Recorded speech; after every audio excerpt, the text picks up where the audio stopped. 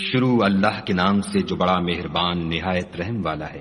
آسمان کی قسم جس میں برج ہے، اور اس دن کی جس کا وعدہ ہے، اور حاضر ہونے والے کی اور جو اس کے پاس حاضر کیا جائے اس کی، کہ خندقوں کے کھودنے والے ہلاک کر دیے گئے، یعنی آگ کی خندقیں جس میں ایندھن جھونک رکھا تھا جبکہ وہ ان کے کناروں پر بیٹھے ہوئے تھے، اور جو سختیاں اہل ایمان پر کر رہے تھے ان کو سامنے دیکھ رہے تھے۔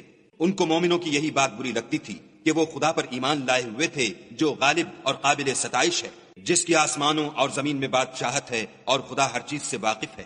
جن لوگوں نے مومن مردوں اور مومن عورتوں کو تکلیفیں دیں اور توبہ نہ کی، ان کو دوزخ کا اور عذاب بھی ہوگا اور جلنے کا عذاب بھی ہوگا۔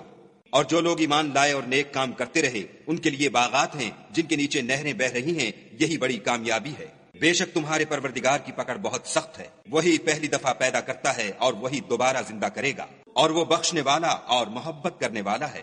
عرش کا مالک بڑی شان والا، جو چاہتا ہے کر دیتا ہے۔ بھلا تم کو لشکروں کا حال معلوم ہوا ہے، یعنی فرعون اور سمود کا، لیکن کافر جان بوجھ کر تکذیب میں گرفتار ہیں، اور خدا بھی ان کو گردا گرد سے گھیرے ہوئے ہے۔ یہ کتاب ہزل و بطلان نہیں بلکہ یہ قرآن عظیم الشان ہے، لوح محفوظ میں لکھا ہوا۔